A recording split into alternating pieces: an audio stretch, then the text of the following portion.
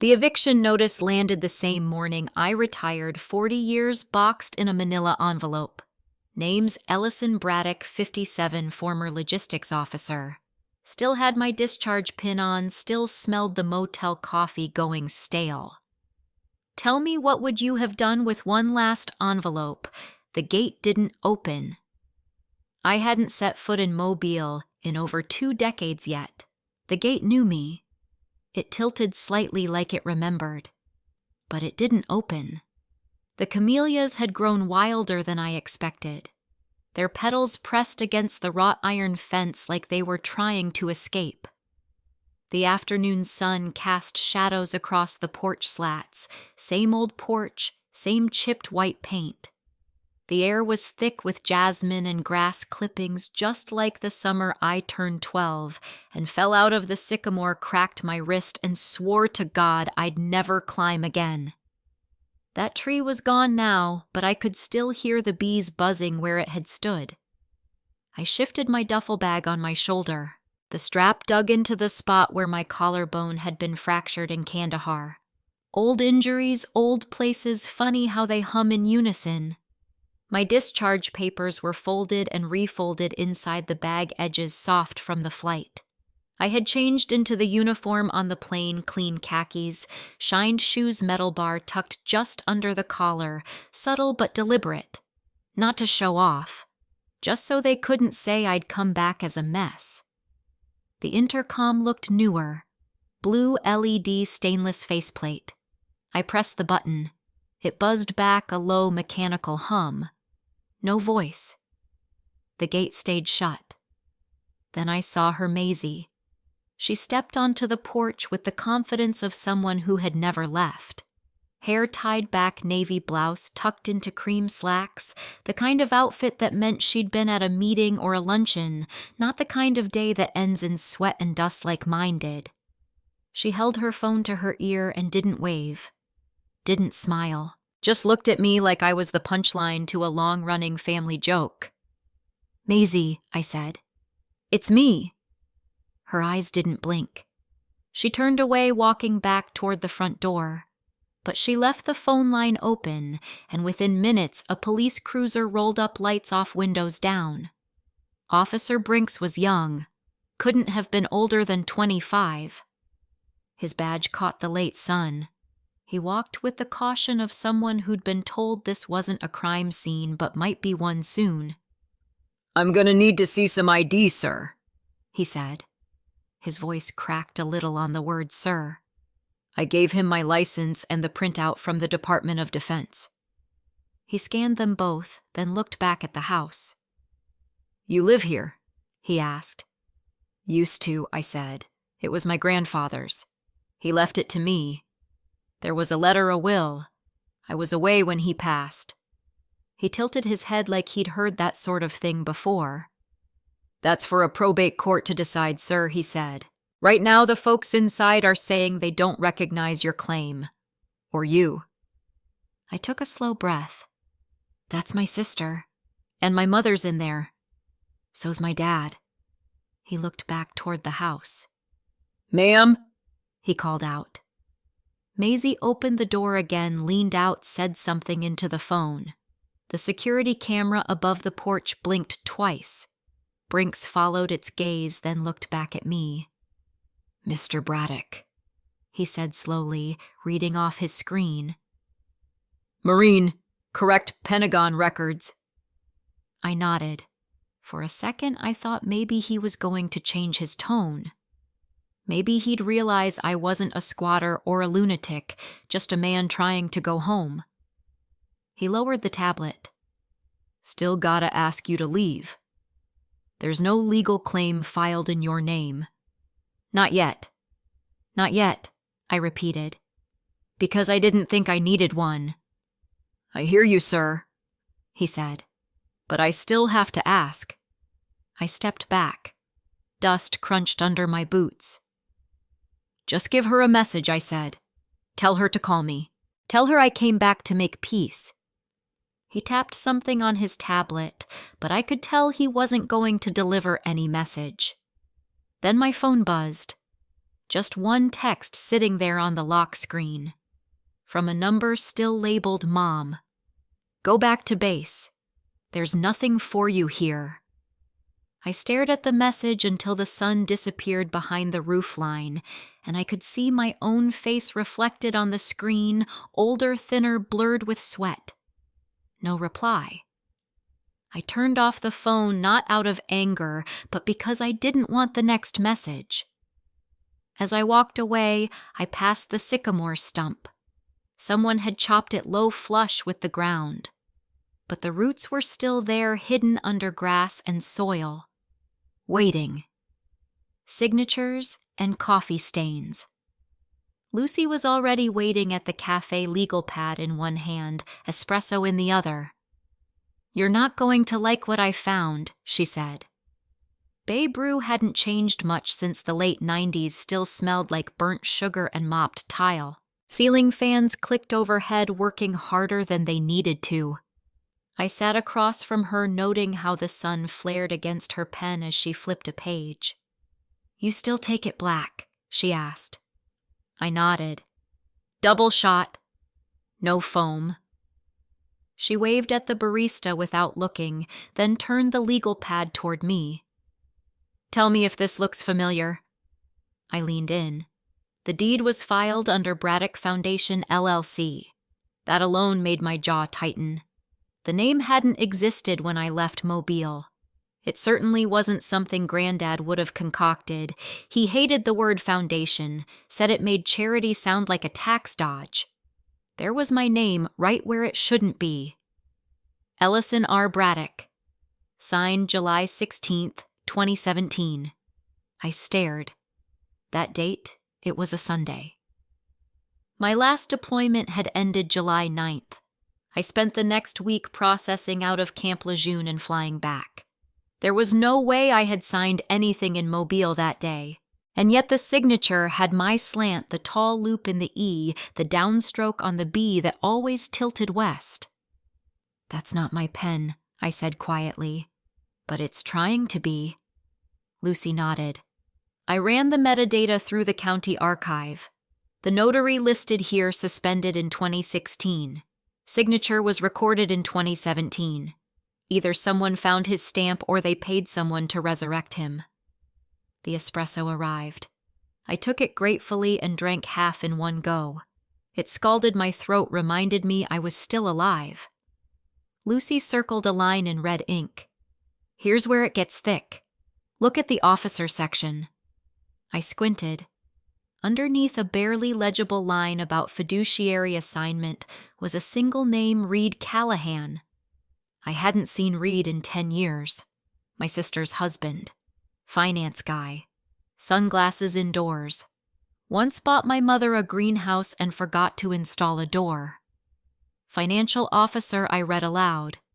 Of the LLC Lucy confirmed. Filed 6 months ago with a mobile address. Not the house. A P.O. Box linked to a church-affiliated development firm. I ran a hand across my face.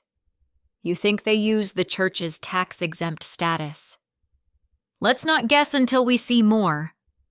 She reached under her folder stack and pulled out a beige manila envelope. Its corners were dog-eared, the flap sealed with a single strip of red tape. This came through a client of mine. Quiet transfer. No media.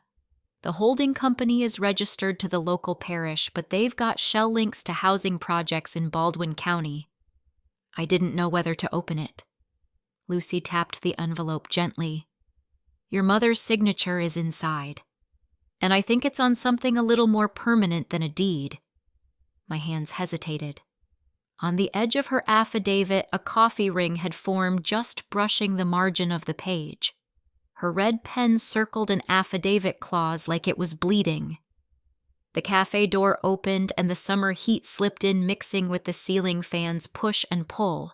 I could hear the barista grind beans again. Same sound as 20 years ago.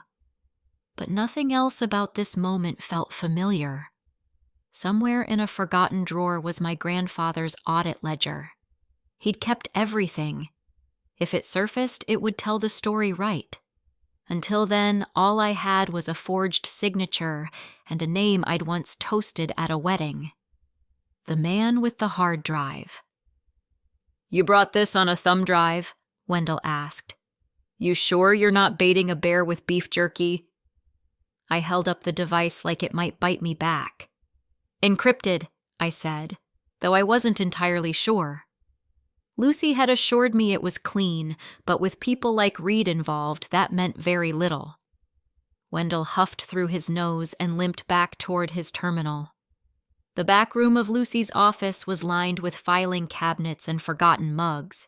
The ceiling fan ticked with every turn, and the fluorescent light above us hummed a note somewhere between anxious and annoyed. "I don't trust these things," Wendell muttered.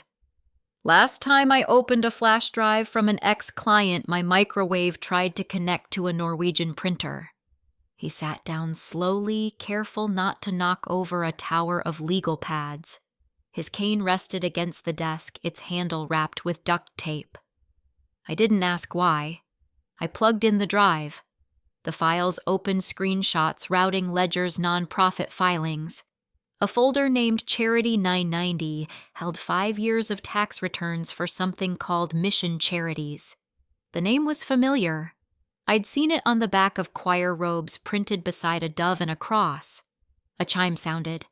Wendell leaned in, squinting at the monitor. "You've got incoming." A call popped up in the corner. Encrypted. No name, just an icon of a crescent moon. Micah June. Lucy's contact in Tallahassee. Nobody seemed to know their face, but everyone agreed they were smarter than the room.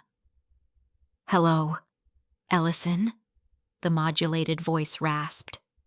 "Genderless flat. Did you check your inbox?"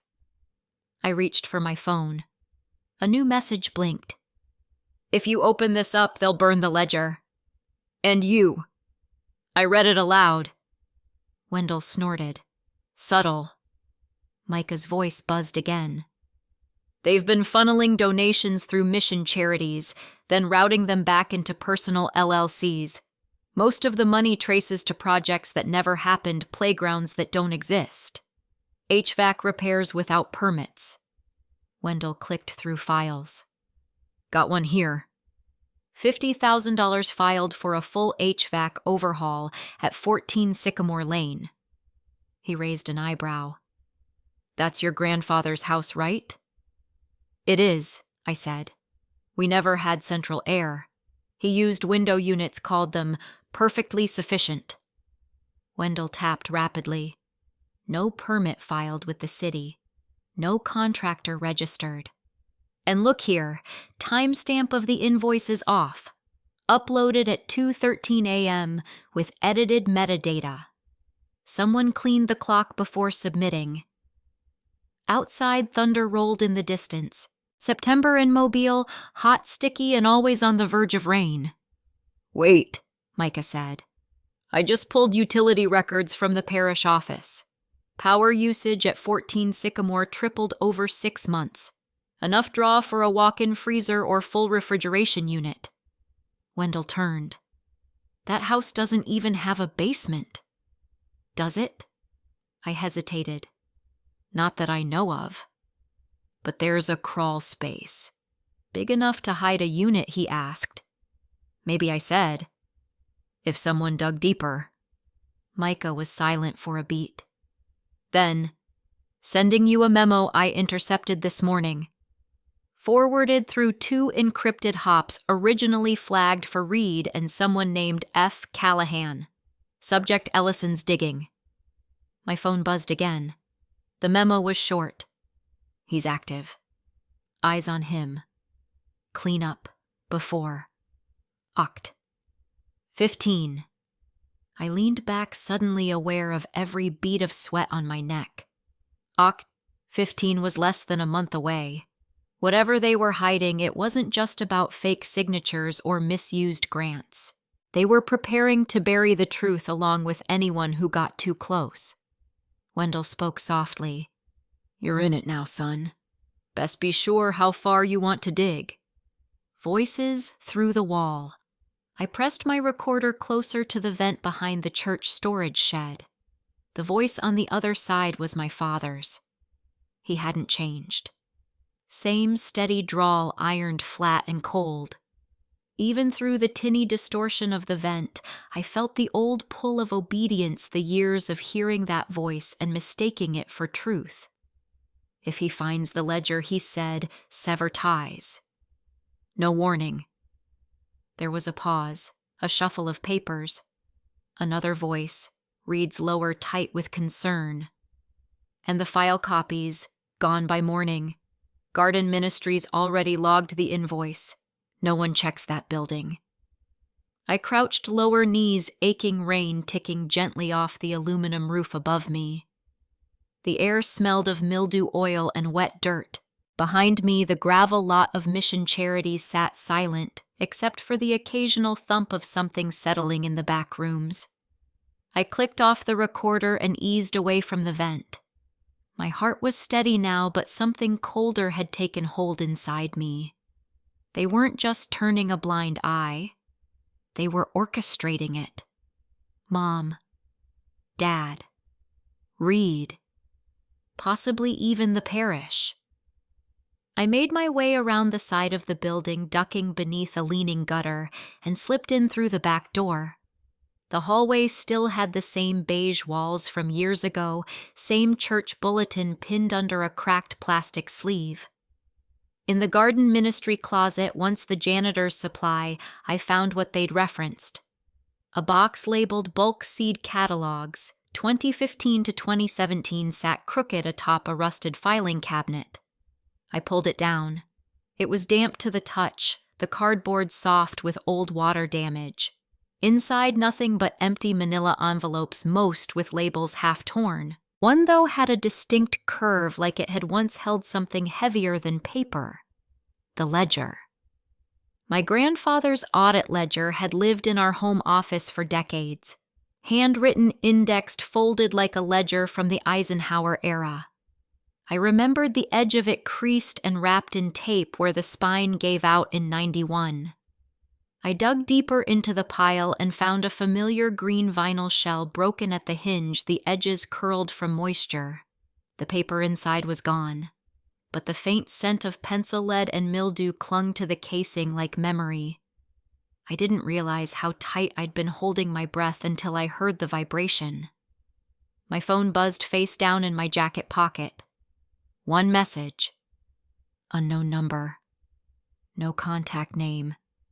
Stop now, or your mother goes down with them. The rain thickened outside. I could hear it hammering the metal roofing like a warning, thunder low and rolling in the distance. I didn't need a signature to know who'd sent it. My hand rested on the torn ledger cover. A wave of anger, hollow and steady, settled in my chest. They'd taken the book.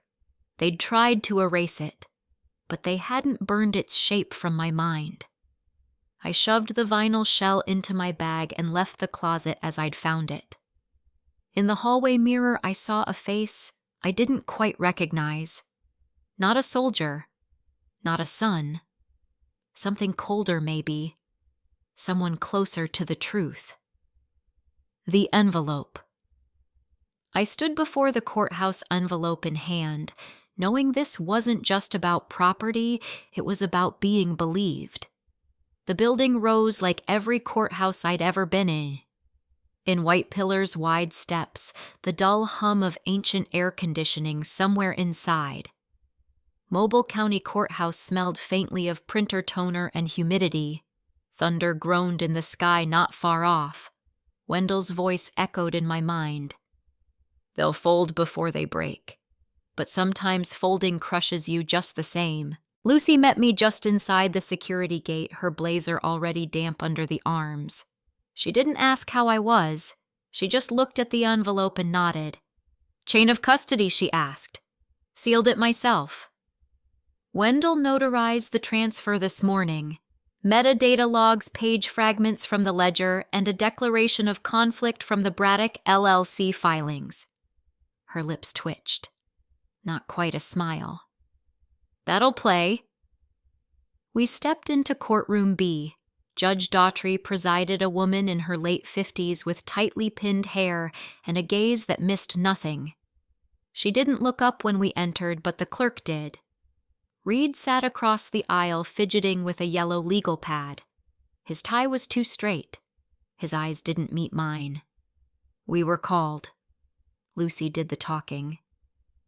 Your Honor, we request emergency review of new documentation that materially challenges the legitimacy of the 2017 Braddock Foundation property transfers. Judge Daughtry raised an eyebrow. On what basis? Lucy handed her the envelope. Inside were the scans, burned and curled pages from the ledger, the ink still legible in the margins. Dates, transfers, signatures, some real, some doctored. Wendell's metadata analysis logged timestamps that contradicted city notary records. There's more, Lucy said. We've attached internal emails showing the Braddock LLC board minutes were altered to conceal charitable misuse. Financial routing maps place Mr. Reed as signatory on accounts receiving diverted church donations. The judge paused, looked to Reed. Mr. Kendall, do you, contest? Reed opened his mouth, then shut it. He glanced at his attorney, who leaned in and whispered something. They conferred. Reed nodded slowly. No, Your Honor, but we request time to review, denied the judge said flatly. Effective immediately, all transactions under Braddock Foundation LLC are frozen pending audit. I will issue injunction papers by close of day. Lucy exhaled. Just once. A sharp breath that vanished into her composed exterior. But she wasn't finished. There's also a tax clause hidden in the releasing documents, filed under religious use exemption for the original Braddock house. She flipped a page. Notarized by Susan Braddock. The judge raised both brows. That would be your client's mother. Yes, Lucy said. On the same day, Ellison Braddock returned from deployment, without his knowledge. The silence in the courtroom stretched thin. Then the gavel came down once. Not loud, just final.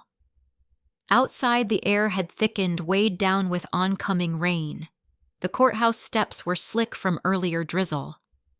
I stood there still, gripping the envelope like it had teeth. She was waiting on the sidewalk. My mother.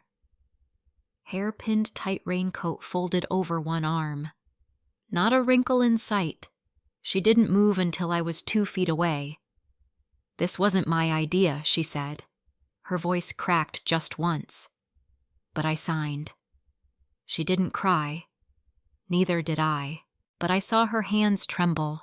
She gripped her bag tighter, as if bracing for recoil, for consequence. And maybe she knew this wasn't over, but it was no longer hidden. Testify quietly. Inside the federal chamber, the room went silent as Judge Cruz read out the subpoena list, and my father's name led it. I'd seen silence in combat zones, in operating rooms, in hospital waiting chairs. But this was a different quiet. Heavy, intentional. Every person in that chamber had come to hear someone fall. The Northern District courtroom felt older than its fixtures. Dark walnut panels lined the walls. The federal seal loomed above the judge's bench like an eye that didn't blink. Low winter light filtered through thin curtains, casting gray lines across the wooden floor. I adjusted my collar and took the oath. Lucy sat 1 row back, her legal pad already full. Wendell wasn't in attendance, but Micah was remotely, his voice modulated and routed through the laptop's audio output. He'd insisted. Maisie sat beside Reed, hands folded so tightly her knuckles were white. My mother wasn't there. My father was 3 rows behind the prosecution arms, crossed, chin tucked low. He never looked up. The first item, the video, it played in silence. My grandfather seated at his desk in 2012 reciting the terms of his will. My name spoken clearly, a slow zoom on the final signature. Gasps came barely muffled. Then came the routing slips, copies of fund transfers from Braddock LLC to side trusts with religious exemption codes. IRS audit tags missing, payroll logs with overlapping entries. Explain the timeline, the judge said. I did. Slowly. Carefully. Every name. Every file. Then came Micah. Through the laptop speaker. We retained one server. Dated January 2017. Emails confirm that Mrs. Braddock granted admin access knowingly. Entry logs verify IP origins from the family residence. The defense lawyer shifted. Reed's hand fidgeted near his temple. Maisie sat still as if frozen to the bench. Mr. Reed Kendall, Judge Cruz said, "Do you dispute this?" Reed stood, slowly, looked at me once, then down. I request a pause. I want to speak with counsel, he folded before he broke. Lucy leaned toward me. We've won, she whispered, but it didn't feel like winning. Not yet. As we exited the chamber during recess, a man in a brown blazer stepped in front of Lucy. Press badge on his lapel. Is Ellison Braddock planning to file for criminal restitution? Lucy didn't answer. Neither did I. Outside, the sky had cleared. Pale sunlight reached across the courthouse steps. I stood for a moment watching the light fall across the marble. And for the first time in months, I wasn't bracing for the next blow. No one watches the house. I drove past the house at dusk. Porch lights were off. The place didn't look evil, just empty. It was the kind of emptiness that seeps into the bones. I parked by the curb, engine still humming, and stared at the front steps. The camellia bushes had overgrown again, curling like old secrets around the railing. Inside, the air was still and warm. My boots echoed against the worn wood floor. The wallpaper had yellowed in places I didn't remember. A single family photo hung askew in the hallway, me in uniform beside a father who'd refused to meet my eyes for years. No one had watched this house. No one had bothered to. I moved room to room. My old field kit sat untouched in a closet, fraying at the seams. In the study, a chessboard lay open on the side table, dusty and abandoned mid-game. Queen missing. The nameplate from the mailbox Braddock had been scratched over a half-hearted attempt to erase a legacy. In the dining room, I found Dad. He sat alone, hands folded on the table like he was waiting for a verdict. You came back, he said. Didn't think I'd need permission. He nodded, stared at the center of the table. Can we fix this? I pulled out the restored ledger from my bag and placed it in front of him. Not for him to read, just to see. You first have to acknowledge what broke. He didn't argue, didn't deny, just lowered his gaze. In the corner, Mom's sewing machine was covered with a white sheet. She hadn't come down since the ruling. Whether it was shame, fear, or defiance, I didn't know. Maybe I didn't want to. My phone buzzed. Lucy, the court order's finalized, she said. You have full authority. You can donate the property. I looked around the house one last time. The walls, the floors, the silence. Later that evening, I drove to City Hall. The paperwork was waiting. I signed my name without hesitation. The house would become a fund for veterans returning home, quiet warriors with no place to land. Not a monument, not a statement, just closure. We don't keep things. We remember them. People gathered outside the new community center, shifting in the early summer heat. A bronze plaque by the door read, "The Braddock Fund, in honor not name." I stood at the steps, suit jacket, open sleeves rolled to the forearms. No tie, no medals. That part of me didn't belong here anymore. The building still had its bones, same frame, same porch swing groaning when someone sat, but the colors were new. Laughter carried from inside. The smell of fresh paint clung faintly in the air, mingled with coffee brewing in the lobby. Lucy waved from the entryway. She wore sunglasses and a smile the kind you save for soft landings. Inside rows of folding chairs had been set in neat lines. A banner read, Veterans Learning Annex, Opening Day. Wendell leaned against the back wall, arms folded, looking like he'd rather be anywhere else. But he didn't leave. A young girl stepped up to the podium next to me, ROTC pin on her collar, shaking hands. I handed her the envelope. The first scholarship recipient, I said, goes to someone who reminds me of who I used to be before life taught me the difference between duty and silence. She blinked back tears. The room applauded. Cameras clicked. Afterward, a reporter came forward. Mr. Braddock, do you regret what it cost to get here? I thought for a moment. I didn't lose anything worth keeping, I said. What matters can't be forged. Outside, kids traced chalk on the sidewalk. A retired sergeant passed out water bottles. Someone played an old song through a tinny speaker. Across the street, a figure stood beside a parked sedan. My mother. Gray hair tied back, face unreadable behind her sunglasses. She didn't wave. I didn't either. And that was okay. Some stories don't end with reconciliation. They end with remembering. The porch swing creaked gently behind me as the sun dipped low, casting golden lines across the plaque by the door. The name wasn't mine anymore, and that felt right. Some legacies are better lived than claimed. I learned that justice doesn't always need noise, and sometimes what's broken doesn't need fixing, just honoring. The ledger was never about numbers. It was about memory and whose it belonged to. Sometimes bridges collapse so we can learn which ones are worth rebuilding.